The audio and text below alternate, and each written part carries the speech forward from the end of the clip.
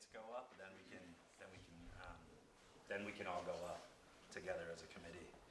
So thanks everyone for coming tonight. This is our one of two CPC eligibility application meetings. Tonight will be a little bit long. There is 8 applicants that we need to run through. So I will, once I get through kind of the first part of this is kind of a general information on the application process and schedule for everyone. We will then get into getting to the applicants, and then I'll go through kind of the format for applicants to come up, speak to us, and then there'll be some questions and answers from our committee that we can answer to that. So just overall agenda tonight, I just want to introduce our committee. All of us aren't here tonight, but I'll start on Rob Levash. I'm the chair of the CPC. Go ahead, Wendy. Hi, good evening. I'm Wendy Garpo. Hello, I'm Joe Duffy from the Housing Authority. Hello, Mr. Duffy. Pete Jackson. Oh, yes. Hi, Mr. Jackson. Ted Carroll, Park Commissioner. Oh, yes, Mr. Carroll. Rich Beeler, I'm a member from the planning board. So just a first order of business for us tonight and our committee is Julia sent around our meeting minutes a bunch. So I don't know if everyone has a chance to review those. Can I just get a motion to approve the meeting minutes? I'll motion to approve. Second. All in favor? Aye. All right. So just going through the overall agenda tonight. As I mentioned, I want to go through the application process. I want to review the steps, and then I will just provide our committee a little bit of an update, and then just for the audience, so that you all know where we sit with applications. We do have 14 applications into the CPC. And you'll see that we kind of divided them up. This first meeting is for the open space and rec. The second meeting will be on historic preservation as well as community housing. And then we're going to go right into it. And the list that you see here, this is the eight projects total. We'll start with the Squantum Gateway project. And then we'll proceed on. If someone's not here, we'll skip over and then put them to the back of the line. But this is just kind of how the applications came into us, so that's the reason for the order. There's no other order reason for that. So I just want to review quickly the schedule for this process. This is our inaugural year, so being the first year, it is a little bit compressed. So eligibility applications were due October 1st. We did give a little bit of a grace period, about a week and a half, for applicants to get their projects in. That is now closed, and so there will be no more applications into the committee for at least for this fiscal year. We are here. This is the first of the eligibility applications. For our committee's sake, we have another one in 2 weeks on November 2nd. I believe, Julia, we're at the library for that one. It's going to start at 6:30. And then our committee, just so everyone understands, tonight's basically just an information session for applicants to present their projects to the committee, for the committee also to ask any questions that we have on your project. There isn't going to be any deliberations tonight on whether to push applications to go through for funding. That will happen in November 16th. So on November 16th, the committee will review all the applications. It's a public meeting, so all the applicants are welcome to come again to the public meeting. I would like for us to continue to meet in person, and so we don't have a place yet for that. I don't think, Julia, but we'll get it on the book soon. And then the funding applications; those are also printed out up here on the tables. On November 16th, we will send out award application, like basically, an email to the applicants to move on to the funding application. And the funding application, you can download it right now if you go on the town website. You can download it and kind of see the steps. I'm going to go through it tonight just so that it's a little bit clearer for everybody what the CPC is looking for. That was originally due on January 1st. That's not a lot of time. I realize that it's still a little bit of time to push it out, but I think January 13th I put a new due date out. And we'll update that on the town website. And then we're gonna have a similar process, I would imagine. You know, there'll be a more, you know, similar meetings with the applications. And then by March and April, we will need to draft the articles of motion for our town meeting. All applications, this still need to go through town meeting and get approved for town meeting. And then that will happen in May, and then in July is when the grants will be provided to. So just going over the CPA application process, everyone's completed now that first application. The second application, which I mentioned, can be downloaded. There's the town website. It's just the townofmilton.org at Community Preservation Committee -CPC. If you go to that, right at the top of the page, you can just click on download and get that application. You'll see the bottom there. You can't really read it, so I'm gonna go to the next slide. This is the funding application steps. So we will be asking for more detailed information on the project description, including the specific objectives. How does this project accomplish the goals of the CPA? It's going to be really important to see, you know, what our guidelines are and goals of these projects will be. So I will go over that too in the next slide. That's page 16 from our CPC plan. If anyone who doesn't have the CPC plan, that can also be downloaded from the website. But we also have a printed copy up here that anyone's welcome to take with them tonight as well. We're going to be looking for timelines, so project schedule. So once we get into the thick of things, we want to know, you know, how long your project's going to take, as well, you know, critical milestones and when you anticipate the completion of your project. It will be really important for budgetary reasons. I know a lot of people put in their preliminary budgets. We're going to want to see actual, you know, contractor numbers or you know, professional estimates for your projects. Any additional funding sources, please include those if they're available, committed or under consideration, and then just a basis for your budget and sources used in your estimation. And I think the last one is really important, and I know the time is really short. There's a number of us on town boards and committees in town. It's going to be really important for your project, for this one, you know, open space and recreation. If you have a recreation project, going before Parks and Recreation will be really important to kind of get their letter of support. And then, of course, any Milton residents or outreach in the community, the more letters of support that you can provide with the second application will be really important. So this is from page 16 of the CPC plan. So the CPC will prioritize projects that are consistent with the community's needs and values, are publicly visible, accessible, generate broad benefits to the overall community, consider environmental sustainability and practices which benefit the long-term viability and maintenance of the project, supported by Milton's boards, commissions, departments, community groups, and/or the public at large, generally supported and have been identified as needs, goals, priorities, and current townwide planning, and built upon the goals outlined in the Community Preservation Plan. The CPC will prioritize projects that use CPA funding strategically, leverage the value of CPA capital through additional public or private funds, in-kind contributions, labor, materials, or other cost-saving measures, address urgent needs or time-sensitive opportunities in the community, demonstrate project feasibility with expertise, an informed budget, a project schedule, a maintenance plan, and overall budget. Addressing 2 or more CPA focus areas or blended projects is a benefit that we see. And also enhancing and providing connectivity and quality of life within the town. So, this is just an overview for our committee to look at our finances. The CPA budget, which in fiscal year 2022, we've collected $753,495. In fiscal year 2023, we're estimated at just over $1 million, because the CPA matching will come in November, Pete, is that right?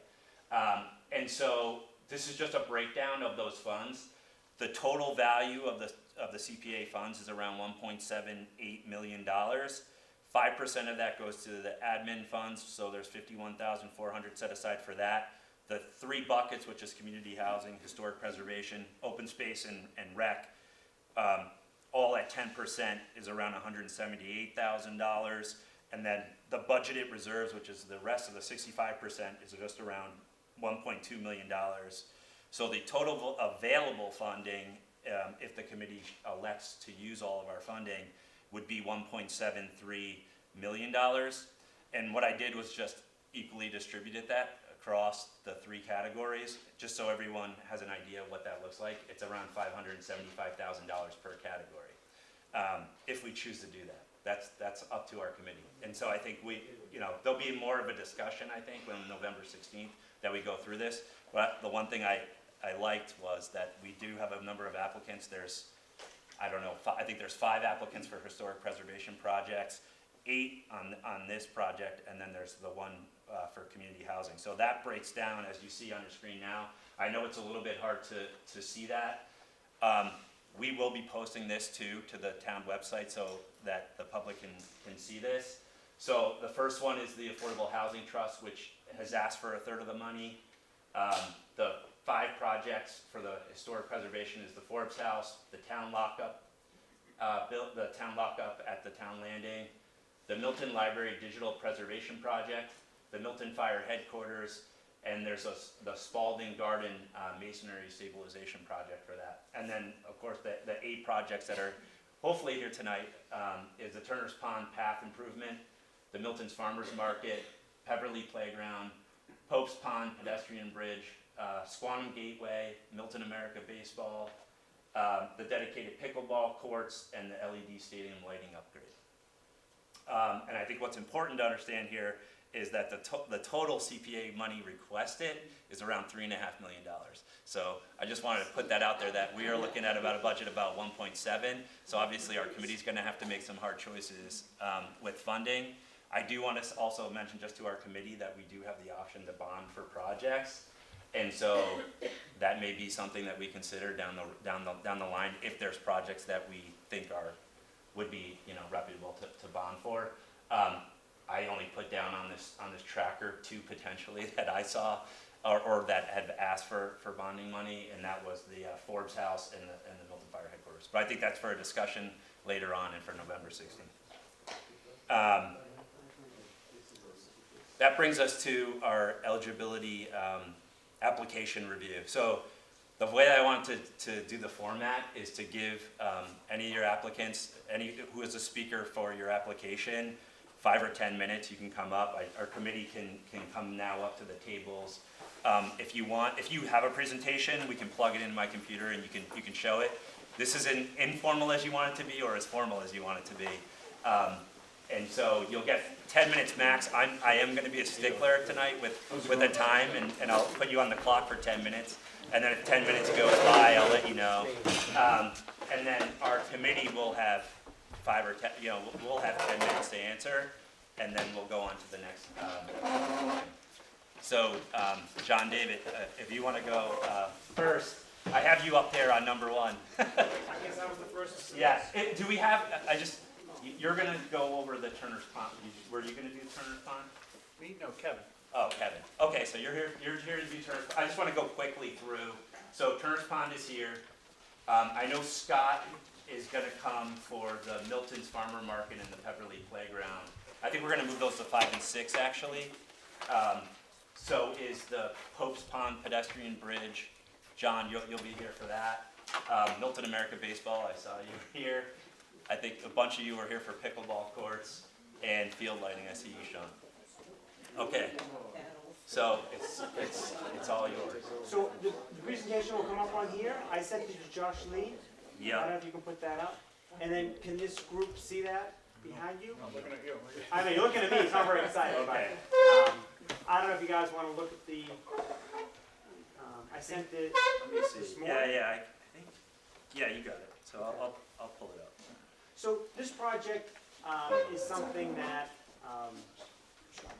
I think most people have seen my work in town as far as like traffic calming and beautification and raising money for trees and shade trees and canopy and things of that sort. So this is something that actually came from, kind of from the STAC group, the Shade Tree Advisory Committee, was talking about locations, about where we can plant trees and things of that sort. So we've been sort of focusing on gateways in the town, and one of the gateways that we've talked about is coming off of the expressway at exit 10. If you're coming from the city, you're coming into Milton, you turn that tight corner. And we're actually, some of us are working in the town as well, working with the DOT and trying to cleaning up that whole area because it's our town gateway. And it should be something of beauty and something representative of us and not just a throwaway space. There's actually neighborhoods in there. You have St. Agatha's on the left, and then you have the whole Christopher Drive area to the right. One of the things that, as we studied the area, my group and I don't know if you're going to find it in there. I'll keep going, but I'll give a little background. I might need an extra minute or two, but That's fine. so one of the things we realize is that not only when you're coming off that highway, you're actually and this is something that probably no one's realized, but you're going over Unquity Brook besides the Conservation Commission folks there. So actually it's a very interesting, it sort of gets buried in there and then it outfalls to the Neponset River marshes. And if you actually stand at Christopher Drive, and we have a video, I don't know if I get to the second round, I can maybe send you guys the video, but I had a drone go up. If you stand at Christopher Drive, Oh, sorry. and look out through I'm talking to Wendy because I know she knows. If you look at the Neponset marshes, it is absolutely a town treasure. You have nothing but 2 miles of marshes from that corner. So it's something that is so close, but somehow so far. And we all drive through that area. And so we started to think about a gateway. How can we sort of create a place to appreciate what we have in the town? There are so many few places where we can actually see the water. Sometimes we say we're a waterfront community, but we just, we have this little spot at the wharf. But we actually have a very beautiful location here. And if you can put the map up, my friend. Okay, so this is the spot. I don't have my laser pointer, but you can see coming off the expressway. Rob, if you can just sort of, if you were coming from the city, I don't know if you know where you are there. Yeah, I know where I am. Okay. I used to live right over here. Okay. The city's up here. Yeah, the city's up there. You're City's coming up down here. south, you come off. And this is the area that really is our town gateway. And so if you can just sort of see up to the left, you can actually see the Neponset River right there. And it comes down like a megaphone. And if you stand on that corner, you have the most magnificent view that you would ever believe. So the idea is that could we create a gateway as you're coming into the town to not only highlight the town, to welcome the town, maybe slow the cars down a little bit, plant native trees, highlight Unquity Brook, and highlight this beautiful view, connect these neighborhoods, Christopher Drive neighborhood to East Milton Square, and maybe St. Agatha's neighborhoods to this resource area. If you can go to the next slide, please. So this is what it looks like now, nondescript road. And I've worked with the Department of Public Works, and they said, well, this is a very interesting project. If you could, source funding for this project, then we would actually put it together for you. So this is something really an amazing partnership between really the town residents through the CPA money, but back to the town to actually participate, do the engineering, do the drawings, and create something here. So this is what it looks like now, and then we did a drawing of what it could look like.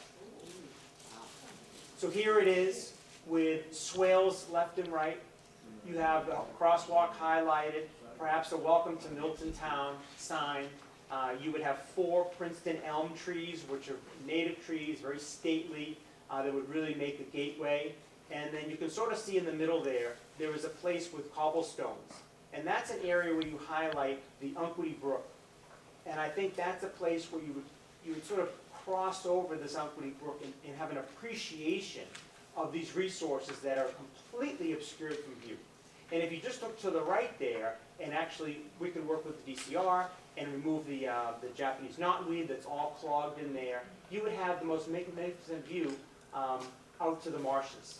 So I think this project hits on many things as far as leveraging with town resources. We have this Milton 360 tree fund that we could use for the trees. But as far as some of the, creating the swales and creating the signage and cleaning up the area and maybe reworking some of the curbs and paving this section as well, it can really highlight a tremendous gateway to the town. And again, it highlights on many things, environmental sustainability, connecting neighborhoods, could be used as a recharge area because the swales could be used to collect water. Let's see, and I also submitted a professional estimate, and that was done by the town itself. The town has an engineer, and I think the number was, I think it was a conservative number for the town, meaning it was fully loaded. It was not, they didn't take shortcuts and say, okay, we want to get the money, we're going to do a low number. It was like a full, I think that number is a pretty realistic number, even with inflation adjusters and everything. So, no, I don't know if there's any more questions, or I don't know how you're going to work this. I don't know if I have any more time, but I think that's enough to get the idea. Yeah, if you're done. Yep, I think I'm done. We'll entertain questions for our committee, so if anybody has questions for John, David, then raise your hand and go ahead and ask. Go ahead, Pete. Just one point, you've identified that it's recreational open space. The open space funding can only be spent to purchase open space or to improvements of open space that have been bought with CPA funds. And so that's clearly doesn't apply to this. What I'd like you to do is to help identify for us what the recreational benefits of the project are. Okay. Well, I can mention it now, and I can certainly, I don't know if there's a second round or how this works, but certainly the connection here from the neighborhoods to the Neponset River marshes, and then I don't know if people realize, but Christopher Drive is a very unique place because one side of the street is private houses, but the entire section on the, I'm going to get it messed up, but on the left side, if you're coming down Christopher Drive from Squantum, it's all owned by the town, the whole thing. So you have a tremendous opportunity to get people to the river in a way that we've never thought about before. And I think it's an amazing connection. And so many people drive and come through this area that I think that it would change, the perspective of the town quite a bit. So I don't know if that answers your question, but as far as recreation, there's certainly many recreation opportunities and just an awareness of the river and the marshes and all the DCR land all through there. My only concern or question is taking into consideration the new fire station, where they're gonna be neighbors. True. You know, I've run this by the Director of Public Works, Chase Berkeley. They created the estimate for us. There's some police officers that live in that area that we've talked to. They love the project. They'd be concerned about the radii and the, but we drew the plan at the current shoulder line. So you would probably have a little bit less space there, so that you have a shoulder line. But yes, I mean it would certainly be engineered for any kind of apparatus and things of that sort. In general, this is a straight shot. right, So it's not too much turning in here, okay, but thank you. thanks. You've spoken to neighbors? Actually, ironically, Chase Berkeley has spoken to some neighbors, and so far it's been, people are kind of surprised and kind of excited. They're like, they've probably never seen something like this, and it's interesting because Mr. Berkeley was saying to me that in all the years he's been working at the town, he never gets requests in that area. And then it's sort of interesting for him, the town, to be reaching out to those areas that may be underserved. Those houses, certainly in that whole neighborhood there, and then St. Agatha is back in there towards the highway. And so far it's been positively Is this town land? Is what you're taking over? Is there the authority on the where? road? Where you Yes, got the thank you. At Christopher Drive, it turns from DOT control to town control. So at that crosswalk is town control going towards Adams. Is that what you have the question? Yeah, so and any of your project, is it just on Milton? Correct. Milton? There's no DOT at all. Is that right? Yeah. Okay. Well, yeah, I'm asking, is it? Yeah, no. I'm asking you If that's the question, Yeah. the DOT would only, the DOT's still involved. that's correct, Right. but it's not DOT jurisdiction. Okay. Just from here towards the highway is DOT jurisdiction. So, I think what I love your project. I really like the project. I think where we're gonna have some trouble with CPA funding is there's a lot of planning here. There's a lot of people that get involved with the project, and what can we possibly fund Mhm. for this project? I think there's probably pieces of it that you could fund, but there's gonna be a lot of planning and. We'll take the big pieces, and then we'll fill in the gaps. Yeah. If you guys take the big pieces, I'll fill in the gaps, I promise. We'll get it done. Do we have any other, Yeah, it's not really a question, I just wanted to reinforce what Pete said. I think the recreation pieces have to be, I think Beefed up. that's beefed yeah, up, you gotta and be- I think that's what we can fund. Okay. That's what You we know, can fund. yeah, and I also, I wonder whether DOT, even though they don't own past the yeah, crosswalk, they still have. would have, I mean, this is obviously a traffic calming project, as well, you mentioned that, and much needed, as a town resident that drives through there, but I wonder if they would have concerns about slowing the traffic too much coming off an exit. I know there's a curve in that exit and traffic is supposed to slow down, but I wonder if they would object, even though, you know, it's beyond their. I know you have met with, Did you I know you've met with a number of, Can you go to one more slide too? Yeah, sure. I forgot to show it. Just so you guys know that the next slide is the plan. oh, yeah, Tough to see, but we're not narrowing the road at all. okay. It's just sort of a gate Well, effect. Okay. you're not narrowing the road, but No. you're narrowing the shoulders. Fair enough. But Right, not the travel lanes. right. But the visual, right? Visual. Visuals is That's right, As to you create know, the it's swales traffic and to calming. create Right, those yeah, landscape buffers and right. stuff, yep. So, I think as Pete and Tom already mentioned, like recreation's gonna be huge for this committee to like, you know, what's your connections? I think you said it, there was a connection to the river, and so talking about that would help, at least this committee.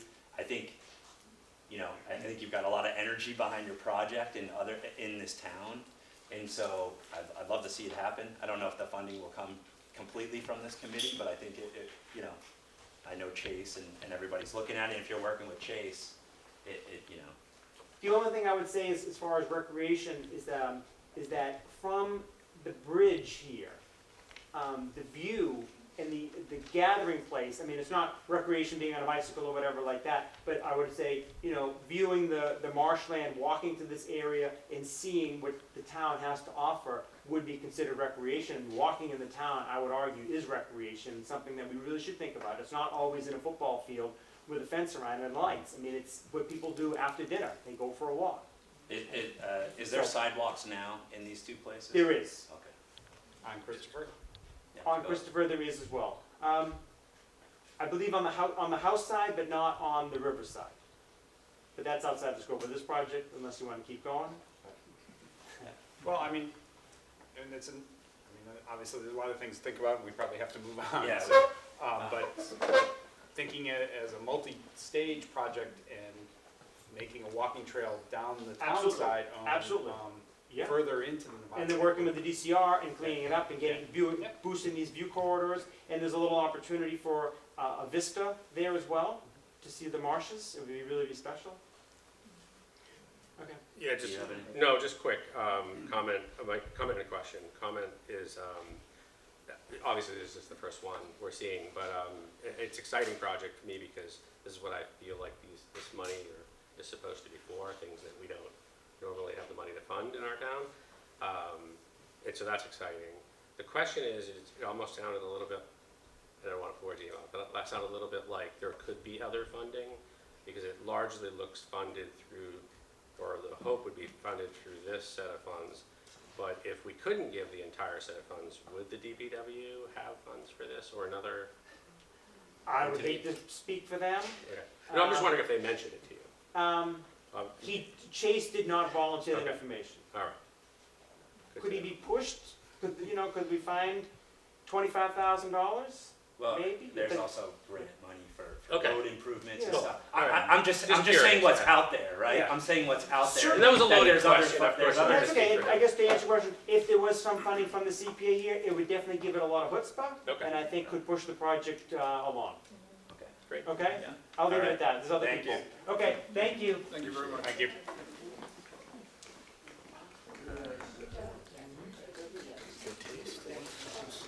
Go back to this. Turner's Pond path improvement.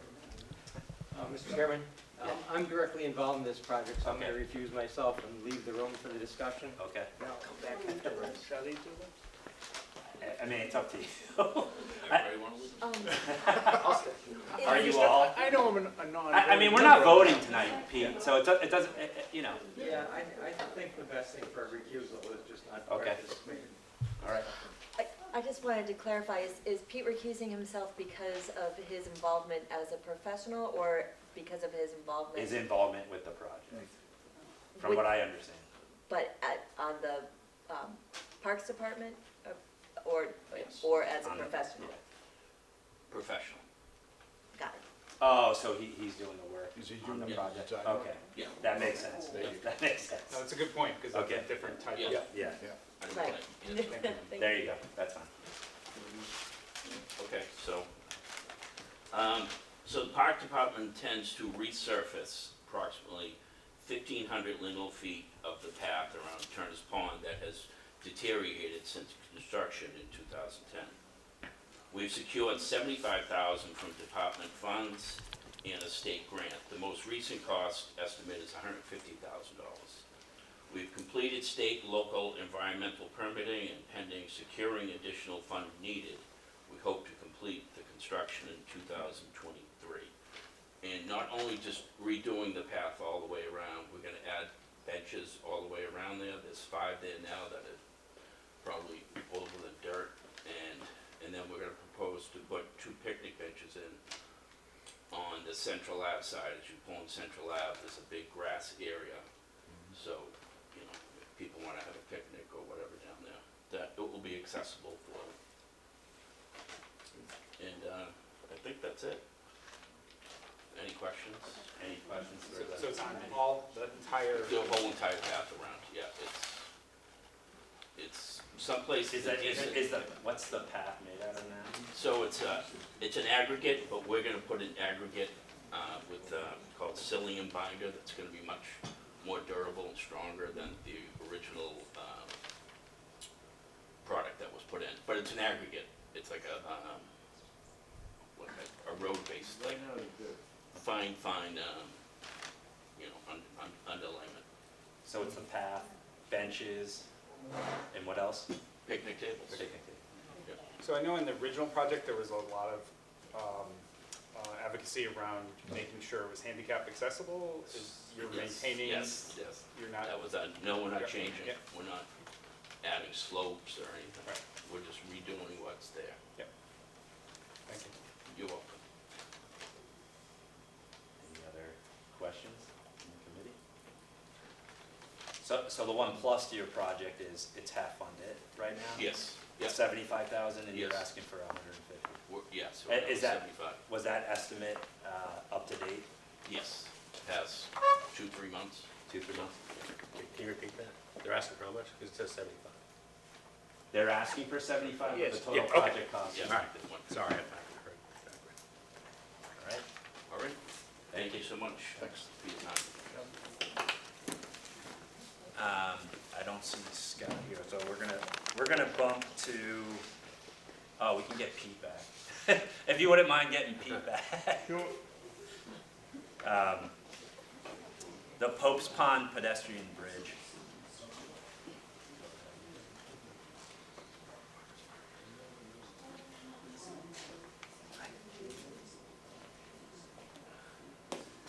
Good evening.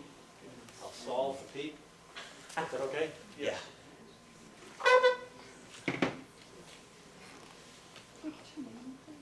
John Kieran.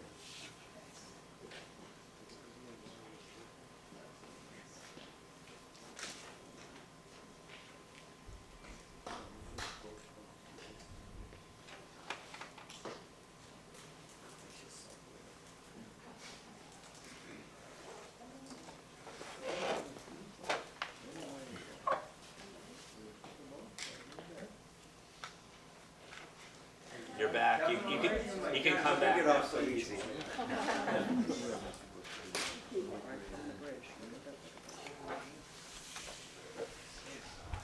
Mr. Chairman, ready? Yeah, go for it. Hi, good evening. My name's John Kiernan. I'm chairman of the Conservation Commission and been a member of the commission since 1993.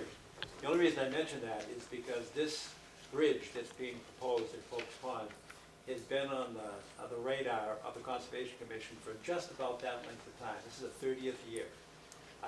Some 20-plus years ago, a pedestrian bridge was built with the by the town, but with the assistance of Northeastern University Engineering Department. That's at what I'll call the north end, closest to Mattapan. That end of Pope's Pond, it goes over the top of Pine Tree Brook, where it exits as it winds its way through town and ends up into the pond. The proposal now is to put in a second pedestrian bridge at the south end on the Canton Avenue side, which is essentially across the street from the Union Rink. The reason it's so important is that, number one, Pope's Pond is probably the most beautiful resource in the town. And it's unknown. The neighbors know it, and the neighbors are very much in support of this. Folks like William Brockoff, who was the leader of the charge for many years, Joe Sloan, Joe Madugno, the Neighborhood Association. They've been pushing this for quite a while. So the problem with it right now is that the pathway that goes around dead ends. So you actually can't circumnavigate Pope's Pond. If you start on the Summer Street side and you go over the first bridge, you go along the side that abuts to the houses along Blue Hills Parkway, you end up at a dead end. Now, in truth, the Conservation Commission actually tried to buy a piece of land to provide access to get out to Canton Avenue, but it didn't work. The bank wouldn't deal with us. The home was in foreclosure for a long time. That didn't work, so the only alternative really to allow this circumnavigation is actually to go over the pond with a second pedestrian bridge. The design has already been made. Northeastern lost a lot of its funding. They weren't in the position that they were 20 years ago today. But in 2019 and 2020, they came up with a design for the bridge. It's called a rail car bridge. It's fabricated off-site, and it's essentially suspended on helical piles. The reason that's important is that they're like sonotubes. They go down into the ground with very, very minimal disturbance of the resource area. So there's no soil erosion, there's no embankment problem, either for Pine Tree Brook or Pope's Pond. So it's a great design. It exists. We've got it, and the plan has actually been drafted. There is a notice of intent that has been drafted but not formally filed before the Conservation Commission. It's part of the packet. I invite you to read it. It describes in pretty succinct and concise terms what the plan is about and why it's a good idea, and the protection that's included in the plan for the resource area. In 2020, at the June town meeting, the town actually asked for $100,000. It's in Article 4, and I made that part of the package as well, and you can see there's a $100,000 line item. Discussions with a lot of people, but primarily with Chase Berkeley, indicates that the $100,000 will pay for the materials and the fabrication of the bridge. It will not pay for the labor and the installation. And the guesstimate, and it is, I don't have a line item budget for you. Hopefully, if you agree with your approval, we'll submit a line-by-line item.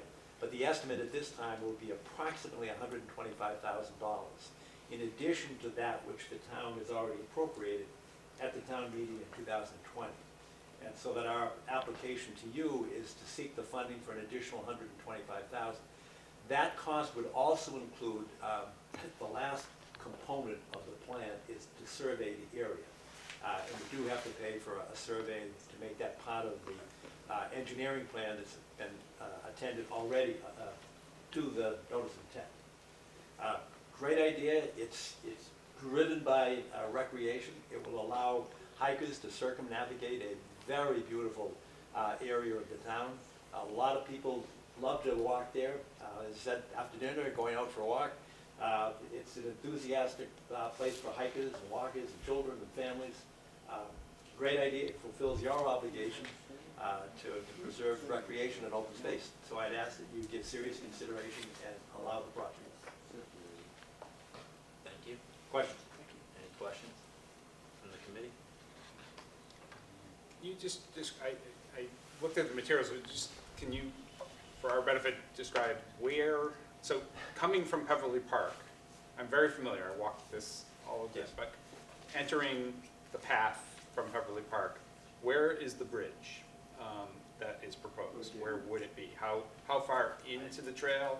How close to Peverly Park? You said it was what is it? I'm pretty close now too to this, to where we're going from, and so I know what you're talking about. From Pepperley Park, you go to the existing bridge. You go, if I went right on that path, went down, I get to the dead end. Is this, so this bridge is? At the dead end. It's at the dead end? Right, so it's beyond the pond itself, and the bridge would go over the Pine Tree Brook. Oh, okay, so you're on the. It's not going over the it's- pond itself. How it's going close to over Canton the Ave? bridge. What are you talking? I don't have the measurement for Probably you. 100 or If you 150 could feet. actually, you could see it on Yeah. the plan. The plan is part of the Yeah. notice of intent. I'm not very good at it, but you can guess. I don't want to guess, but it's there. I can look for it. No, okay, no, It's I- probably I- 100 or So 150 feet It's from Canton Avenue. approximately, yes. It's in the park?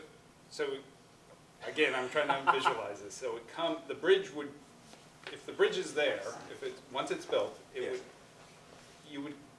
if you're walking over the bridge, you would come into Peverly Park? If you were coming from the If Parkway you're co- side, heading Yes. towards Sumner Street, yes.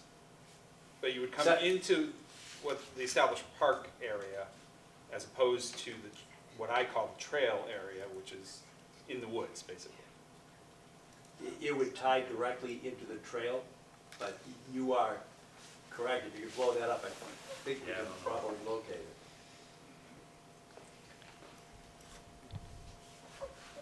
That's perfect. So if So where that's is the area where the cursor is, Yeah, but the bridge would go over it, not Like far. here? No, further towards Oh, Canton Avenue. you're saying, Yes, over Pine Tree Brook. okay, You are over correct. here somewhere. Yes. So, but the question, I guess my question is, how, like this trail, you're coming around, do you have to go back out to the parkway or something? Cause like right now I cannot go past, cause this house right here is the dead end, right? So is it somewhere here?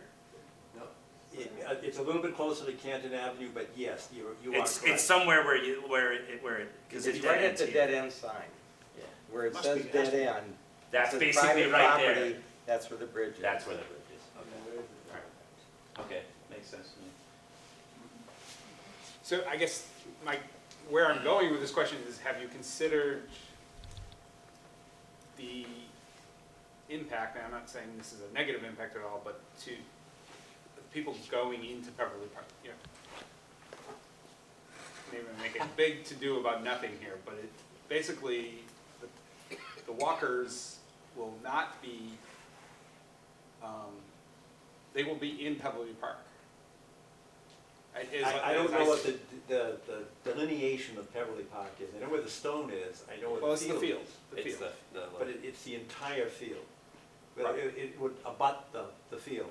Right. Essentially where the walking path would be Right, but all the way there's around no the pond. trail on that side right now, right? The trail, There is a trail. The trail the leads trail you still into- you can go into the park and then go to. right, it leads you into the park.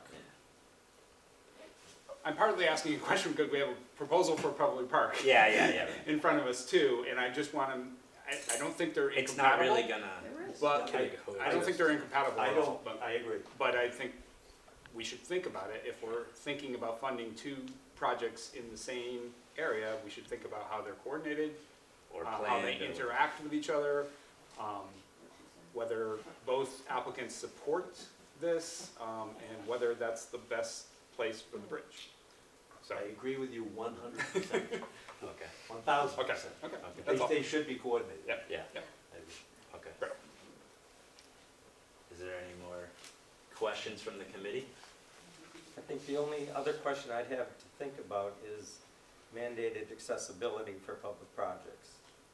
So I know the path on the Blue Hill Parkway side is not accessible, but, you know, from Sumner Street to get there, you know, maybe there should be an accessible connection, and that's something to talk about with Concom or something, but accessibility is an issue. I agree 1,000%. And it takes us back to the Charlie Gamer days when the pathway around Turner's Pond was first created. Right. It was handicapped accessible, and he really led the charge, along with you, led the charge for that. And I think that's a great idea. Maybe it would be another project, or it could be incorporated into this project. But to make that pathway handicapped accessible. And that's what was done, and that was the reason it was done at Turner's Pond, and I think the same thing could be done here. Apropos of that, you may recognize that at the north end of this bridge, there was a lip on the bridge. Right. You couldn't get a wheelchair over it.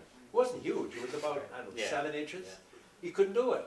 So we actually asked an Eagle Scout to make a project, and I think that's who did it.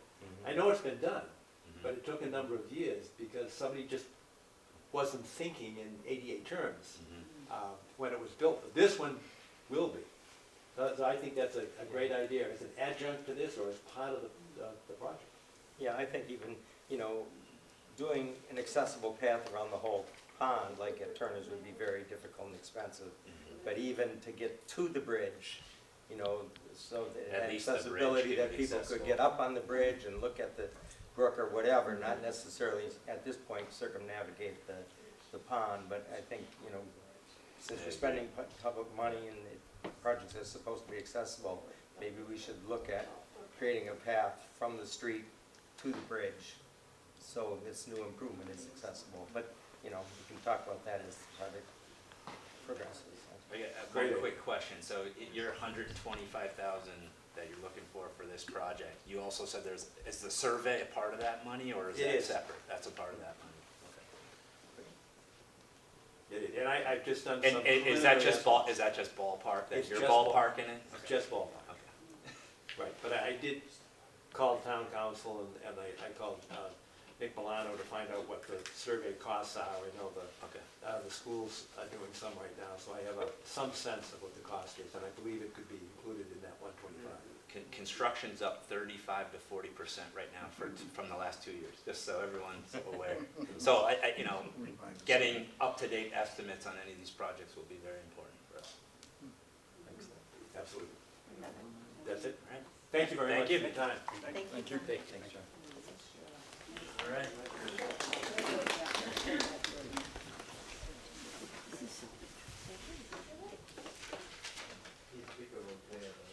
Baseball, you're up.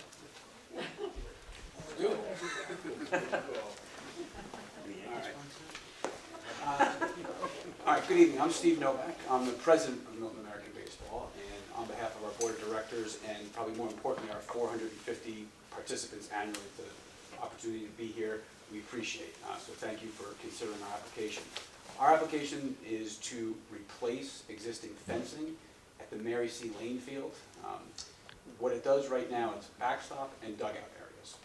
The current fencing is going to be a safety hazard. It's starting to curl. It's a little bit smaller. If you think about backstop of a baseball field, one of the things that does not happen is it does not catch foul balls in an adequate way. The reason this is important has nothing to do with the convenience of chasing after the balls themselves or thrown balls.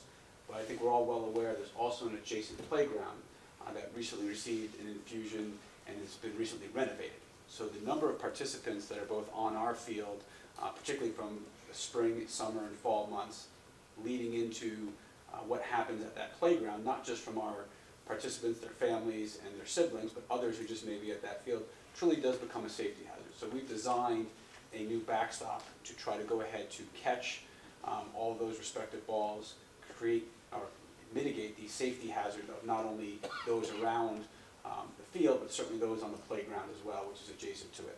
It's designed in a way that if we wanted to, we could also put netting up on the side closest to third base, which could catch additional balls if we deem that necessary. However, in consultation with fence companies, they felt a proper sized backstop would do most of that in terms of what we've done. Beyond that, when we think about the town and our field, we bring a number of neighboring communities to our town, particularly in the summer months, and I think it also provides a first-class experience for the baseball opportunities that we have when we go to other towns. That particular field right now with the smaller fencing doesn't even look the way that we wanted to, in addition to the safety risk and the fact that we're going to have to rehabilitate that fence in one way, shape, or form in the not too distant future, regardless of how we do it. I've talked to Kevin, who's I think still here. And we certainly partner in a lot of things on our respective fields throughout town, and you know, Kevin is supportive of trying to get this done for the betterment of not only the field itself, but of course the neighboring playground as well. So with that, I'll pause there and open it up to any questions. Any questions from the committee? Is it just the fencing, or is it the dugout area? Yeah, so it would be the fencing and the dugout areas, because they have to go in conjunction with each other, the way we would do the fencing. The other thing I neglected to add is the dugout areas would also be fenced in. They're currently open-ended right now, which allows for a free flow, and that doesn't sound like much, but as you get young kids going back and forth throughout the playground area, it's able to corral the kids that you want in the dugout and keep the ones out of the dugout that you want out. So there's an additional safety hazard that is created when you have too many kids coming in and out of that area as well. So we create the new dugout areas through the fencing in addition to the backstop itself. Just a comment, comments. Yeah, no, I think, I particularly like this project. I mean, I think the town, the Parks Department, and the presidents of our leagues do a great job, but obviously, similar comment that I made last time, they always have limited funding, and I've been a part of Little League Baseball for a number of years now, and when you travel, you know, some of the towns we go to have pretty amazing fields and amazing facilities, and it would be nice to see us. Is the town on this field, or is it the? or Town is owns it. This is This is a a town. town-owned field, yes. Yeah, and Mary C. Lane seems to particularly be in shape, need of some help these days. So have you So asked the town? that's the one by the Milton Academy, is that? Yes, that's correct. So over the last few years, have you asked the town to fund this project, or what's the No, history? we haven't actually asked, and, you know, candidly, we've tried to fund a lot of projects ourselves, including, we've done windscreening throughout town, we've put a lot of investment, candidly, in non-town property in the last 2 years over at Cunningham Park, in terms of what we've done. We want to improve all the fields that we play on. As I mentioned, we have over 450 participants throughout our league, and we have really 4 different fields that we'll utilize. So we haven't gone to the town specifically on that. However, the partnership, the town has invested significant dollars in improving the playing surface itself, which has really been important to us. The infield, particularly at Mary C. Lane, drains quite well. We use it. A lot of our older participants, I think, shy away, and I think those of you who've participated in our league understand that, because I think the surrounding area, including the backstop itself, doesn't give, I hate to say this, but the feel that they want, but the playing surface itself is quite good based on the investment that the town has made in recent years. Thank you. You Yankees or a Red Sox fan? Can I be a Mets fan in this room? Even worse. You have a lot of time on your hands. Yeah, exactly. You're sitting next to Yankees fans. Yeah. Thank you. Thank you very much. Thank you. Thank you. All right. Still don't see Scott here, so pickleball, you're up.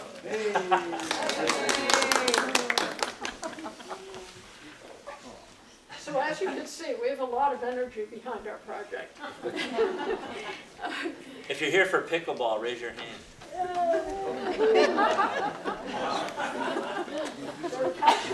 That's only a small. Is that all? Is that the whole pickleball group in Milton? You will see 100 more people. All right, the floor is yours. So I want to thank you for having us here tonight. We're really excited to be hearing about our project. To date, we have the Park and Rec has provided us with nets and painted lines and equipment box at Kelly Field. So we currently play outside of Kelly on 5 courts, which would accommodate 20 people at one time. A year ago, we had about 10 people, and we now have excess of 30, maybe 40 playing, thanks to Victor Alvarez, who is our pro bono teacher for beginners and intermediates. So all of us have friends who say they want to start playing too. So as you know, it's the fastest growing sport in the United States. If you don't know that, it's a fact. And we also want to try to encourage multi-generational either interactions or access to pickleball. And so that, you know, that's a wonderful attribute of sport, is having different age levels playing together.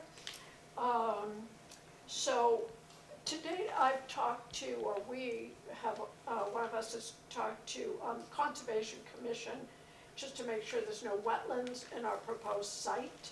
I don't know if you're all familiar with our proposal. Are you? So I do have some photographs here that were included in the proposal with the overlay of our suggested courts onto Andrews Field, Andrews Park. So it's no wetlands, which was a concern. And then I've talked to Chris Huntress, who is currently working at Giles Field, and he's an architect and landscape architect and engineer, I believe. So anyway, he's agreed to walk the area and give us an estimate for our project. We did ask for $500,000. That's based on what other towns have done, and it's a close estimate as to what we could arrive at to compare what we want to what they have done. And that's on a website that's in the proposal that you can look at what all the other towns in Massachusetts have done, and with CPA funding.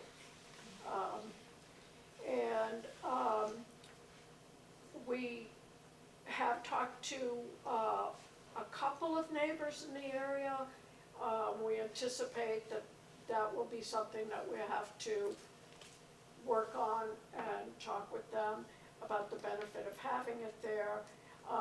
As you saw in the photographs, the courts are kind of nestled up next to the woods, so it wouldn't be in anybody's backyard. And those woods that you see, that you can't really tell in the photograph, but that's a steep hill that goes up to, I think it's Washington Street. So it's really not abutting anybody's backyard. We see this as an opportunity to increase participation, and it's more than just about playing pickleball. A year ago, I didn't know any of these people, and now we're all close friends. So people are coming, they're coming out. Some people have had significant losses in their lives over the last year. They're still coming out, and it's very important for elders, as you may know, to have activities to go to, have people around them, because loneliness and depression is a really important thing to address in elderly people, and, or I should say mature people, but, sorry. But we, you know, it really is a community builder and support for many people. Creating new friendships, and so we do appreciate everything that you guys are doing, and really be interested in any questions you have. Mary Blanchett, So, avid pickleball player. in the proposal, In case you didn't know. How many times a week do you play? Right now 5. Wow. But that's because Victor's teaching lessons and I don't want to miss them. Do you find, is there any youth that's involved with pickleball? Not in our playing, because we are sponsored by the Council on Aging now, and that's where it's being advertised. And we play during the day. We don't have any Saturday classes or anything. My name is Gert Sweeney, and I just wanted to address the youth part. We have met with Parks and Rec a couple of times, and it's my understanding that they're hoping to have a clinic with pickleball, amongst their Yeah, they were, camps coming up. It is, I can confirm that. And so we are hoping that that would be that intergenerational aspect as well, that these courts would be for everybody in the town, and that it would spread. You know, I'd like to see it advertised more widely. I actually was looking for pickleball in town for about a year, and I rode my bike past Kelly Field one day and saw somebody with a racket. I said, "Where do you play? I've been looking for you."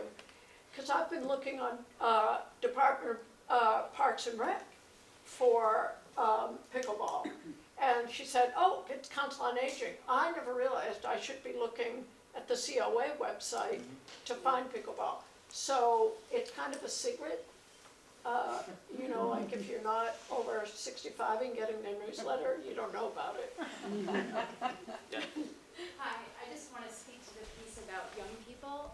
My son is a middle school aged kid, and for the last 2 years, they've been playing it in gym class in the winter because they can set the pickleball up in the gym.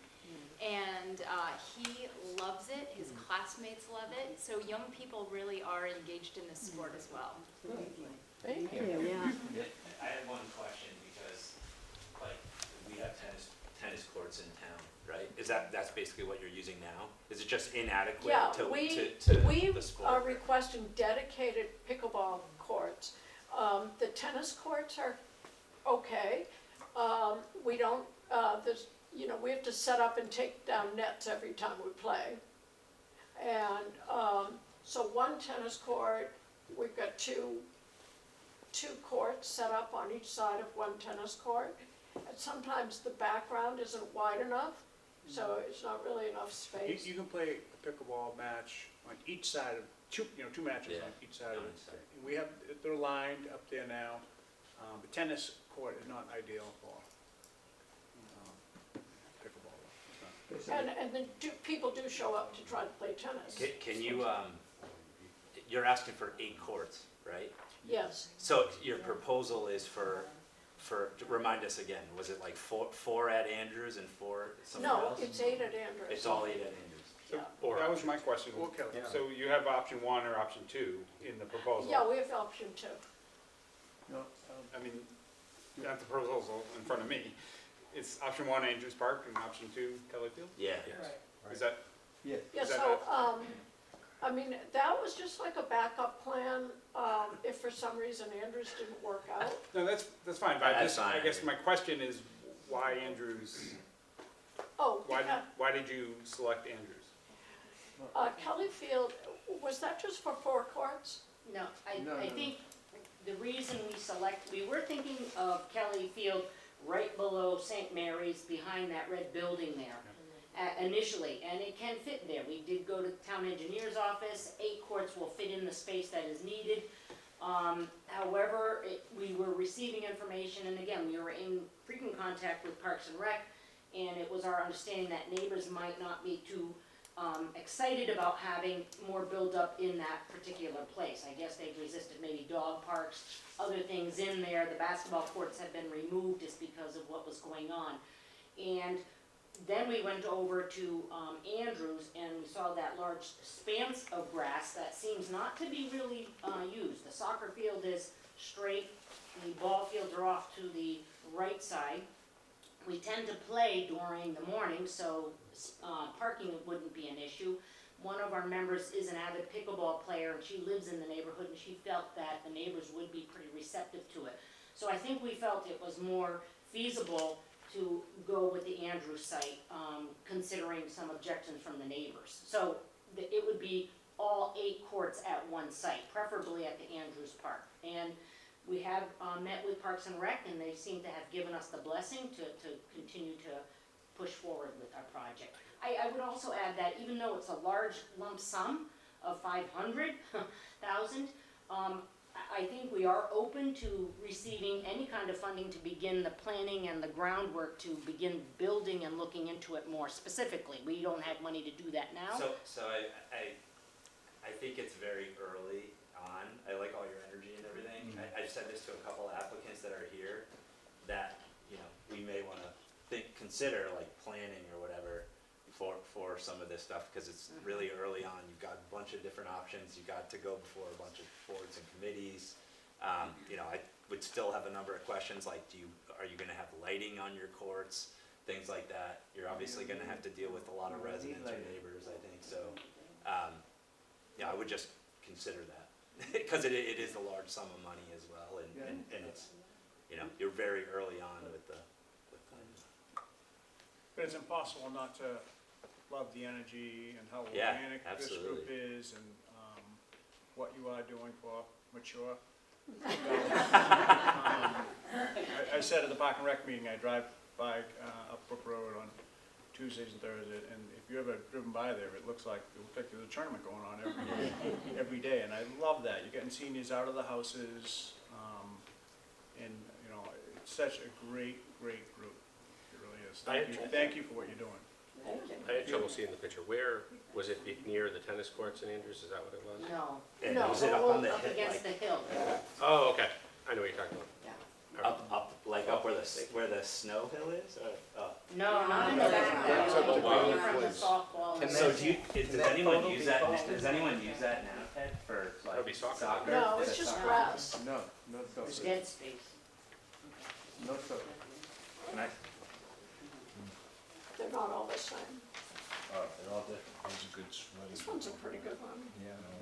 The thing that I would recommend is definitely, as Rob mentioned, is talking to neighbors, because, so I live in this neighborhood, and there's a lot of, seemingly doesn't look like it, but there's a lot of baseball field, a lot of soccer field, a lot of tennis courts, and there's a lot of kids that play in those areas, and they get squeezed into areas because they can't play in the baseball field, you can't play here, you can't play, so they find spots, and you see a lot of dog walking over there, you see a lot of kids playing over there. Again, we use it while the kids are in school.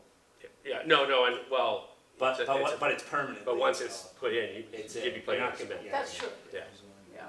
but yeah, same comments as you said, it's really interesting. Did the Parks Department have any ideas, like absent this project, hey, we need to add like a lane or something somewhere? or- I'm Kevin, just how many curious. courts do we have painted now, pickleball? We have five. I'm just curious too, like, you know, Five our- actually, So we started with, I think, painting one court, and then Oh, yeah, the demand was two, then three, four. So the real five. issue is you gotta take next step. I'm curious because space is so limited in town.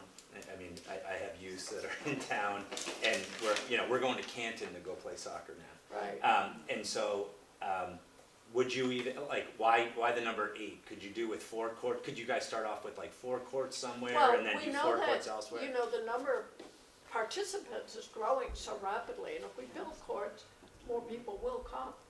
So right now, we Could you do do 4? 5. Could you do 4 courts somewhere and then 4 courts elsewhere? Oh, elsewhere. You know, Yes, we could consider that. There's a court right here, by the way. See those yellow marks? Yeah. We play in here. this is an indoor There's court, courts, right? like Stop and Shop too. Where's that? Those tennis courts on Truman Oh. Parkway.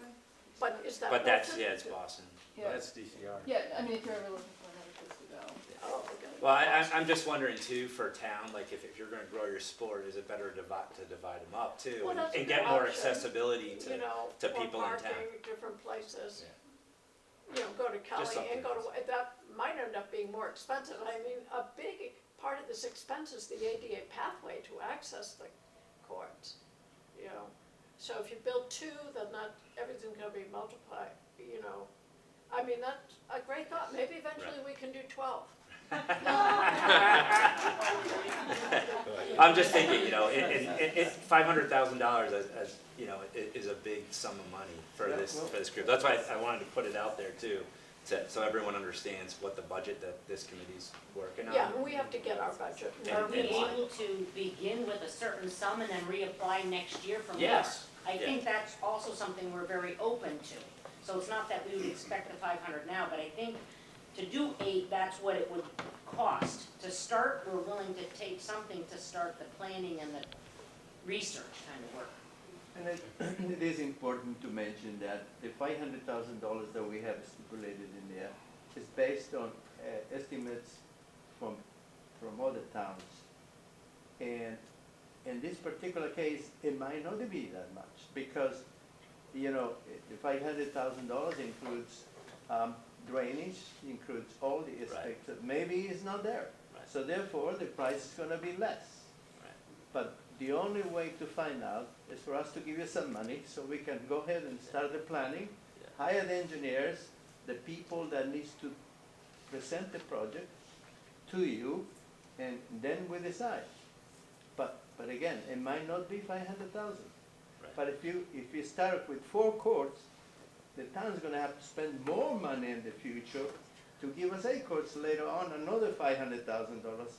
So why not now 8, and then that will be the base for many, many years to come. Because in Braintree, where I am also a teacher, they started with 100 people. Now they have 400 people. Yeah. And 8 courts. And so I talked to the director, and the director says, our hope is that your towns, because you guys from another town, your towns build pickleball courts so you can leave our town and go and play in your town. That's what she said. So if we have our own courts, we don't have to go seeking play over there, because many people from Milton go there, and Braintree, in Queens, So it's very important to, start this project, see what happens next year or the year after. Okay? I did speak to Marina Fernandez in the engineering department, and she created these maps for me. And also this one, which showed the utilities. So no utility problem in the area. But one concern we had, that there might be ledge there, that somebody mentioned. DPW mentioned that. So I talked to Chris Huntress about that, and he said, it would be okay, like you can lay cords on top of it. It would just be putting in the fence posts, things that have to drill through it. If there is ledge there, we think there is, but we don't know for sure. Okay. Is there any more questions from the committee? Thank you for your application, and Thank you very much. thank you for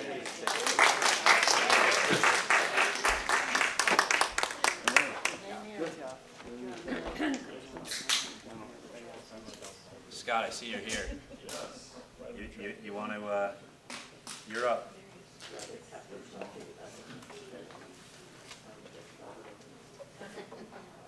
By the way, I'm an avid soccer player. You're an avid soccer player? I was the president of Milton Youth Soccer here in Milton. All right. And I promoted soccer for about 7 years. I was the president, and we have 500 children playing. And they're all adult soccer players, and maybe one of those that is playing with you right now. Because it started in 1980, we started. All right, so I believe we only have three projects left on our agenda tonight. Milton Farmers Market, Peverly Playground, and field lighting. Did we cover everyone else? I think so. All right, so you're on. All right. You can choose whichever one you want. Yeah, no, we're going to start with the farmer's market because there's a few other folks here from Peverly. So, thank you for. My name's Scott McKay. I'm on the board of the Milton Farmers Market, and also on the board of the Friends of Milton Recreation, which was a group of folks who came out of the same group, Milton Playground Planners. So it's good to see you guys. Thank you for the accommodation of time. I apologize for showing up late. I picked a mixed up. So the Milton Farmers Market has been at the waterfront for 25 plus years now, and based on its use and kind of the years of travel on the particular site, the root surface of a few of the large trees is starting to come through the ground, and it's also a fairly uneven space, so it's got a high point in one corner, goes down to a low point towards the wharf. It slopes down, so a good portion of the folks who come to the farmers market are older folks, so it's becoming less and less accessible. So we had talked about as a board about possibly relocating the site of the farmer's market. And it has some historical value for the market, but also for Milton. And there's a huge opportunity at the waterfront now to expand on some of the work that the MPIC has done, and also trying to kind of spruce up the waterfront. So we happened into a conversation with Josh, and talked about possible ways to potentially look at that park for a second look. There's a brick walkway that kind of bisects the property. And is there any way to move that, do a different walkway, utilize the space a little bit different for the market, but also make it more user-friendly for the town of Milton for other things. So what we're asking for is $25,000 just to kind of get off the ground, to do some sort of a design, and to figure out, you know, what is this project, what could this project look like, and what would be the ultimate cost. There are some funding opportunities downstream. I know that the town of Milton is working with Hajar, who's the developer, who could potentially be doing some sort of a project in the MBTA parking lot. So that abuts this property. So there may be some funding opportunities through the planning board to help fund the ultimate project. But if that does not happen, regardless, there needs to be a design phase. If this is gonna happen from private resources, in fundraising within the town, or if the town's gonna chip in to actually make this project happen, we've gotta first get the design. So that's what we're coming to you guys for. I have a few questions for you, because there is a committee in town, right? The Waterfront committee. The waterfront committee, right? Correct. Are you guys all, like, are you connected to them? Are you talking? Because, yeah, I'm just curious. We have not been, specifically, but yeah, I've kept tabs on kind of what's going on down there, and, you know, my guess is that So, tomorrow you'll. I don't know, like, maybe you can, I just know that there's like these separate buckets that, like, you know, I don't even know what's going on with the land. And we also have another application in 2 weeks for the historic preservation of the town lockup. Correct. So, I mean, it's a hot property, we know that, but it would be nice to see, at least in my mind, everyone working on a similar plan for this area. And I just don't know what's really happening in town with it, and I would like to know more before, like, we consider, like, all these projects that are down there. Because I'm a park commissioner, I'm also on that committee, I'm on a lot of different. You are? committees. I am on the committee, yeah. So- None of the projects affect the farmer's market land anyways, that's completely separate, that's. Okay. The question, have you talked to the chair of the planning board to see if there was funds for a study? The planning board, we actually met with Josh and. That's why I was asking, because you Yeah. met with Josh. We so met with Josh. did you We ask? had an initial meeting with Josh, Yeah. and then we had a follow-up meeting at the park with both Tim and Josh to go over. They actually gave us a set of plans of potentially what it could look like, the Yeah. park could look like, so we are definitely in contact with them. They did not identify a funding source for Okay. this. That'd So be a good question. they actually suggest, you know, with what we'll talk about next with the Beverly Playground, we knew that there were some CPA funds available, and Yeah. they kind of steered us in this direction that perhaps this project would be. I'm curious to know, like the town lockup, what's the plan with the town lockup building? So if the yacht club's in it now, is there gonna be like an RFP that goes out for a user for that? Mhm. Did you ever consider, like, as the farmer's market, being a tenant of the lockup We've never and considered expanding that. out? I mean, that would be, we actually partnered with,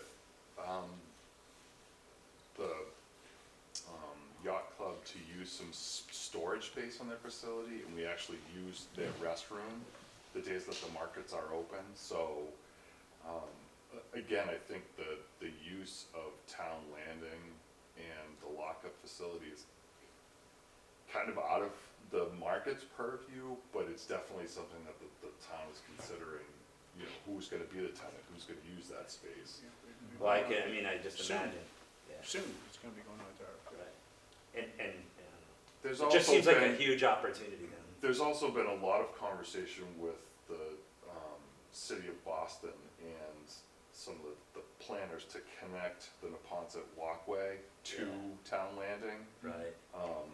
And I think that, again, the yacht club's property and the little park that's already there that's not part of the farmer's market, it was under the control of the park commissioners. I believe it's under the select board now.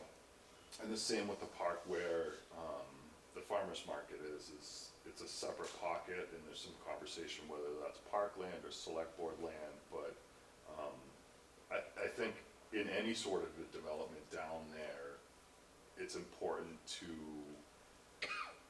keep some of the history and kind of what has already been there and brought people there. So again, I think that the farmer's market in that piece of property in particular is important.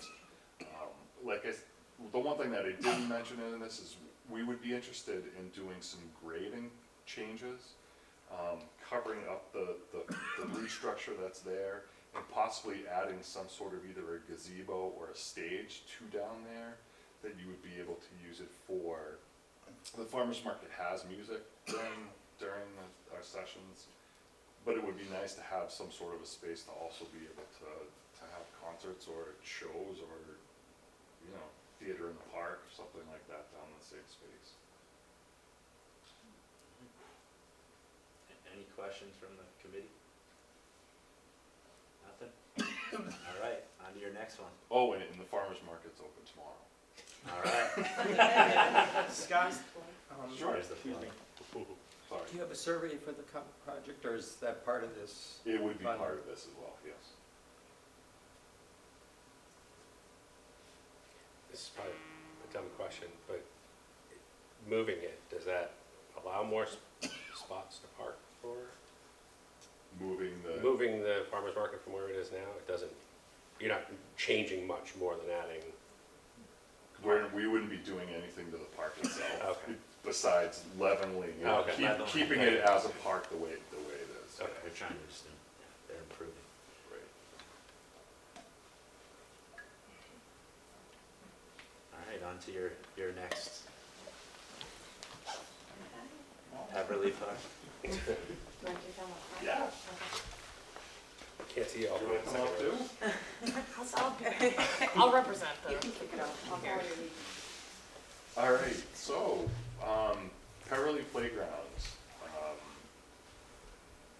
So, when I was a park commissioner, we were approached by different folks than these guys to possibly put in a playground at Peverly Park. There's some conversation right now whether, again, who has the ultimate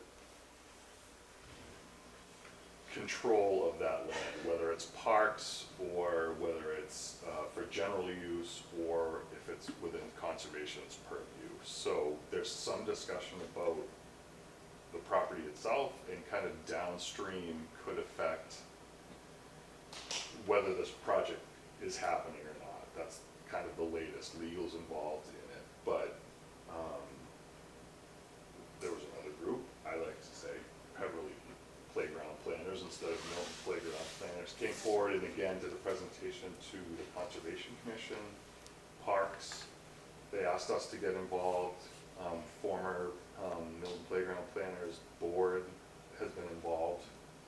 So there's a lot of interest in getting a playground on the western side of town. Right now, there's the four town-owned playgrounds. None of them have direct access to the folks that are over there. So I thought it was important that when they came forward with a project to get behind this and kind of help that neighborhood over there, so. Yep, exactly, yeah, just to, give equal opportunity, for public playground access across the town. Like Scott said, you get past the high school, there's no public playground, town playground, so leveraging existing, in my opinion, underutilized space, and enhancing it. It wouldn't be the entire spot. I know some people use it for their dogs and play fetch with their dogs and their children. It's not to take over, it's a pretty decent sized plot of land. So we're asking funding to have exploratory money. So it would be everything to get us to a point where we could have plans to come forward next year and say, here's, we did our homework, we're ready to hit the ground running, what do you think?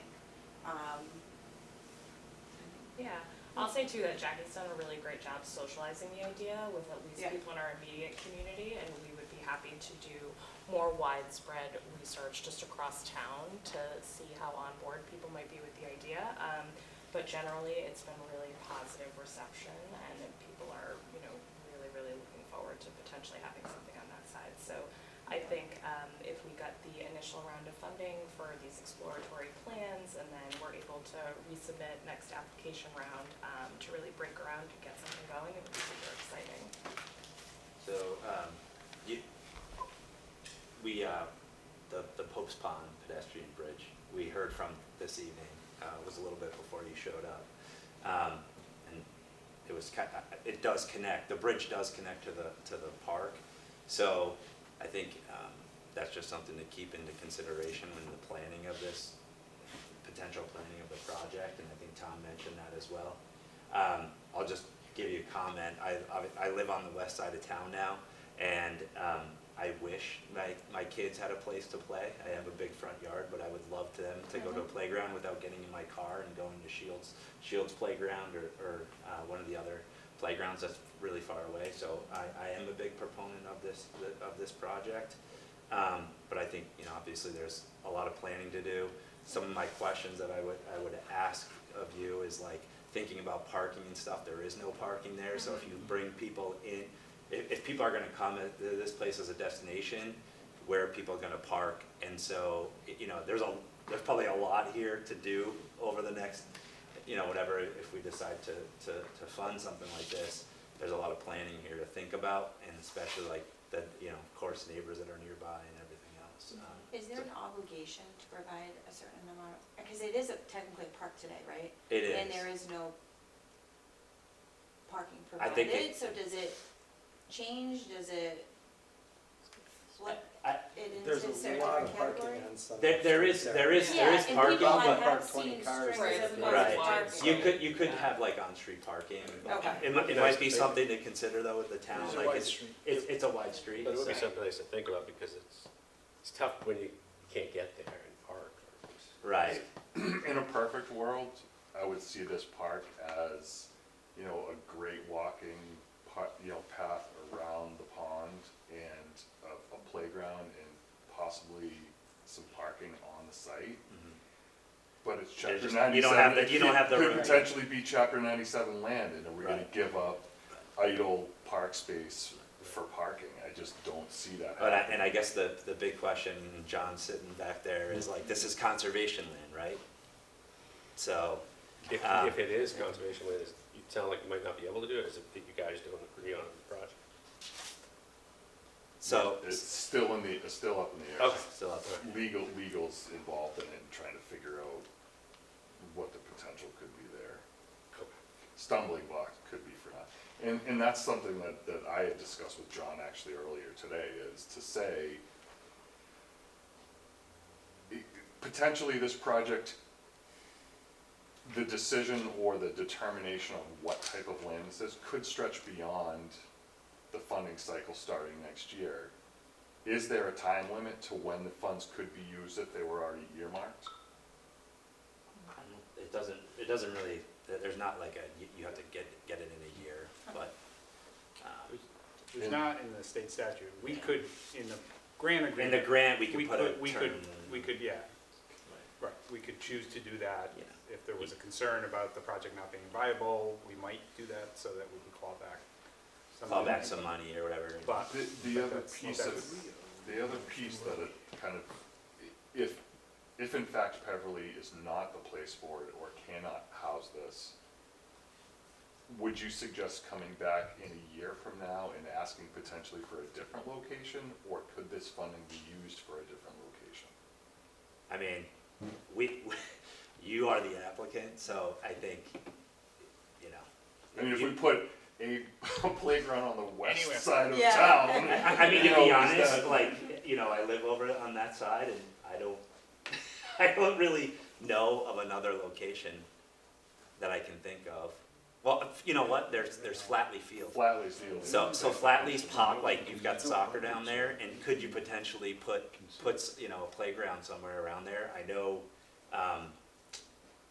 you know, it's not all town land, and so that's some of the issue too. Rob, isn't this all kind of premature? I mean, It if is. we don't have budgets of any type at all, we can't do anything.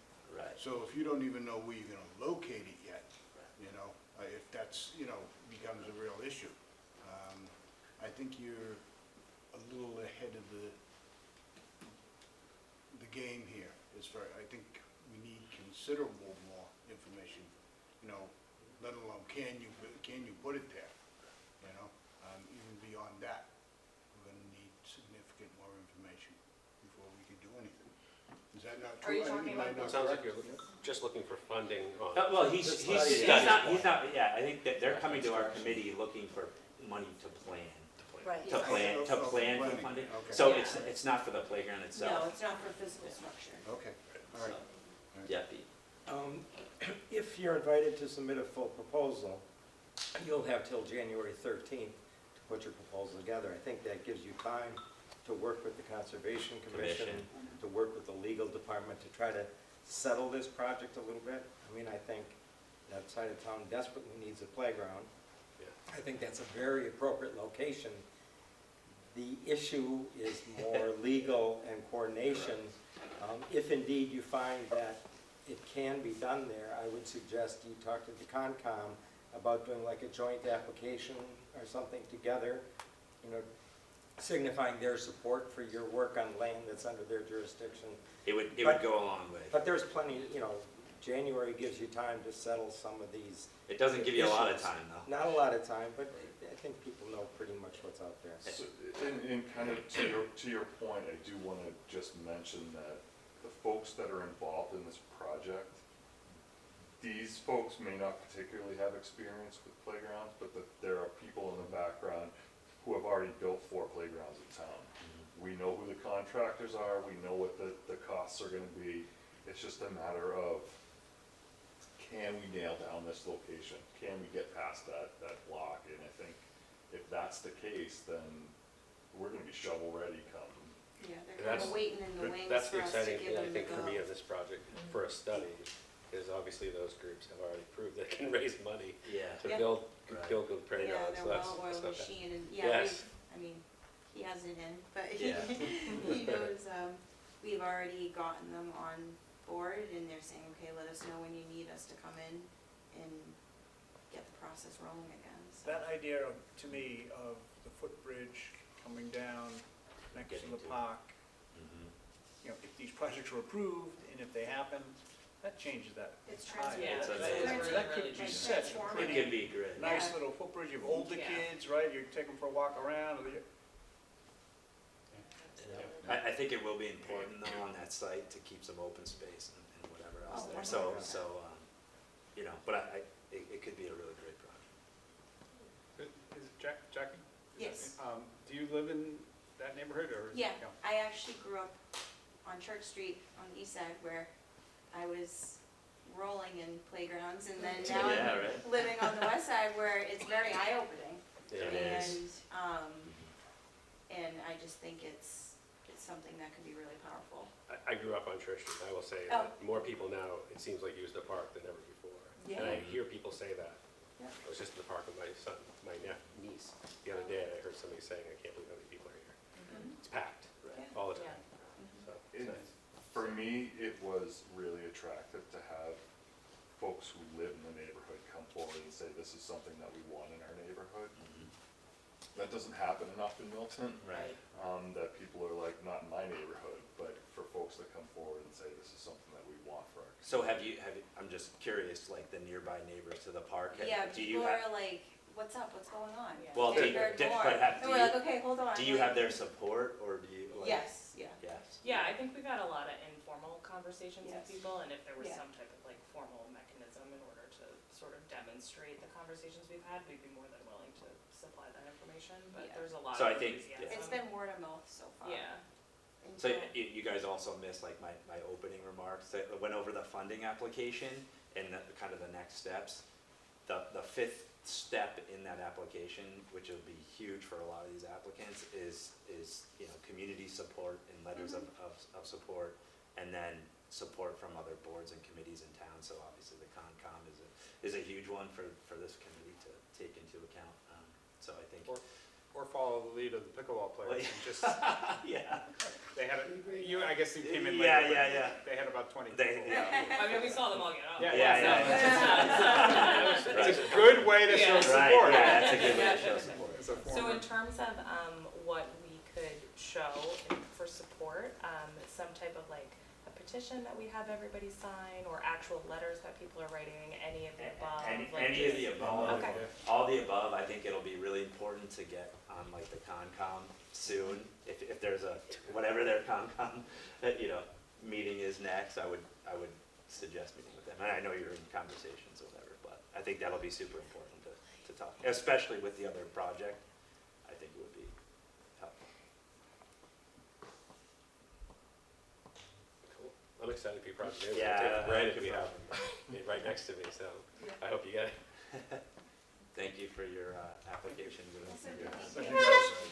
Scott. All right, Sean. Hi. Okay.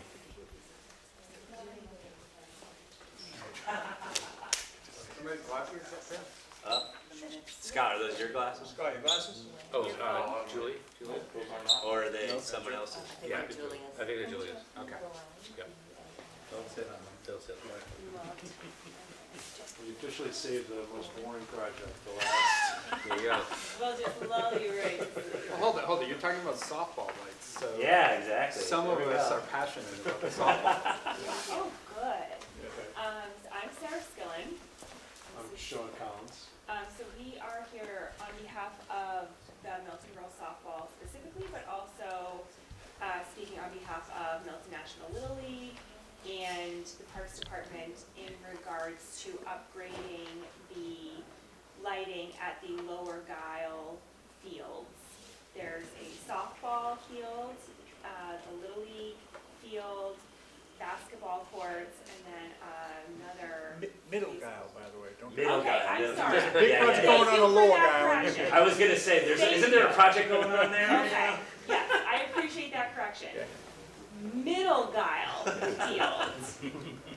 Great. So the Milton Girls Softball Organization had reached out asking for volunteers to inquire about the possibility of getting some mass saves funding for upgrading the lights, just as in an attempt for them to realize some cost savings in their electricity bills. Currently, the Girls Softball Organization pays the electric bills for the lights that shine on their field, Little League pays for the lights on their field, and Parks pays for the lights on the basketball courts.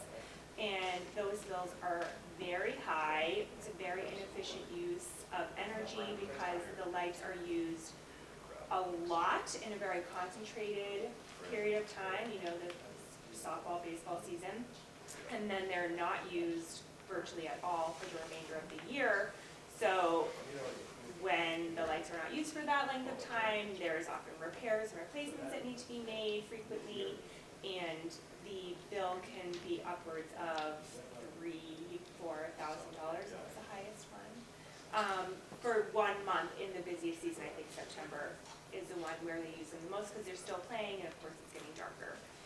So when we started looking into the options and possibilities of what might be available, we realized that it would behoove us all to join forces with Little League and the Parks Department and do this all simultaneously because they're all basically part of the same electrical grid, I guess is what we would call it. So there's about 60 lights. How do you pronounce what type of light they are? Right now, Halide? they're, Halide? Sorry. Halogen? They're not Ah, they're halogen. like, They're Halide. Oh my gosh, yeah, those are really expensive to run. yeah, Yes. they're like mercury. Yeah. Oh, they're also bad for the Yes. So I used to, environment. this is near to my heart because I've been working I used to work at the utility.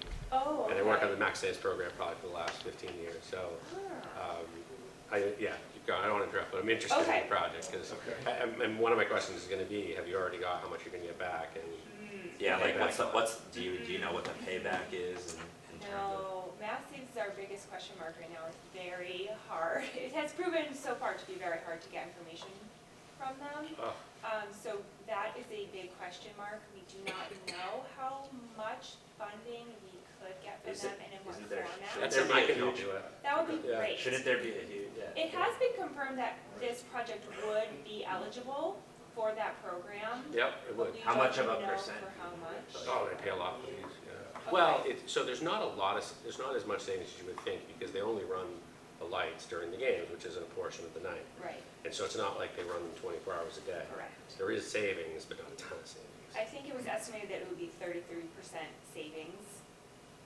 During the hours of use, I would imagine. Okay, Or 33% of your actual bill. yes, Oh, correct. Yeah, it could be, those are really old ones, I mean, they're not even valid. I think the idea is also reduces the maintenance budget. because Oh, gosh, yeah, My yeah. understanding is that when you're pulling that much power, more stuff can go wrong. Well, and the There's maintenance, so many things, there's look better, there's less spillover into the neighbors, lots well, of. to replace them, right, don't you have to get a crane and You go get a up, crane or whatever, to go you know, up, get a platform to go up and get them. And once, Yeah. when there are surges, the multiple will burn out, so I'm told that you need to then bring the crane in, that you're renting at some crazy price per hour to get up there and change these bulbs, whereas the idea is that the LED bulbs, they just aren't gonna be burning out at that rate.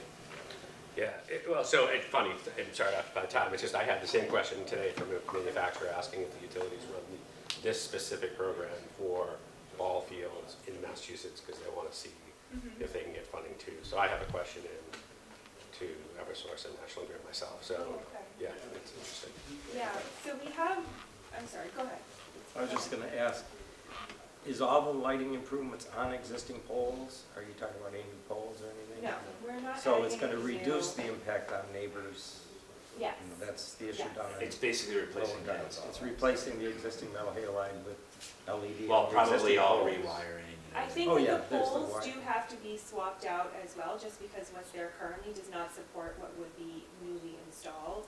But it would be The same locations. the same location, the same, No new poles. No new foundations or anything like that. right, right. Has the baseball fields done this in the town at all? I'm sorry? Have the baseball fields done this in town, upgraded like I think this is the first, This would be the first one. that? Okay. Or all, so Yeah, like. I was looking straight No, past it's you still into Steve. Well, it'll be. Rich, my it'll be next interesting. application has light for the east side of town. You know exactly what happened.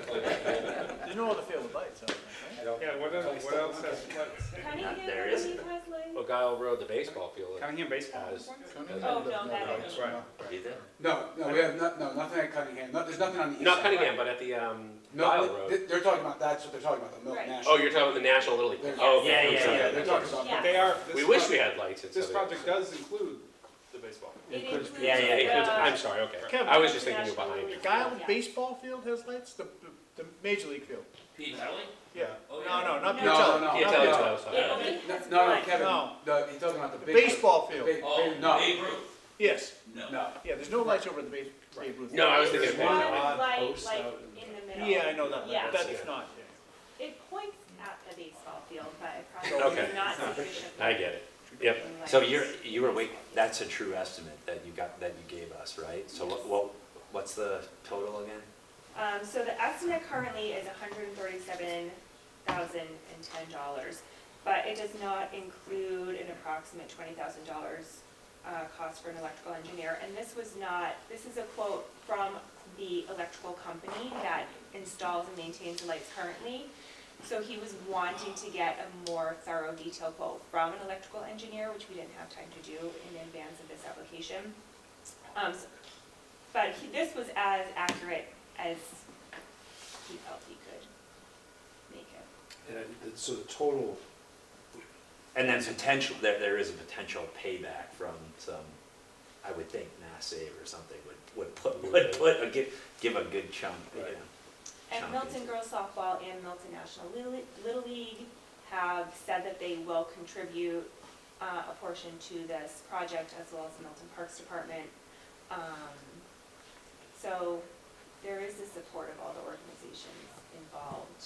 Financially Yes. or, okay. Financially, emotionally, well, Do you know how many kids are involved in those 2, 3, 4 groups? no, but that's a good question. I would say 1,000 between both Yeah, of it's them, probably at least.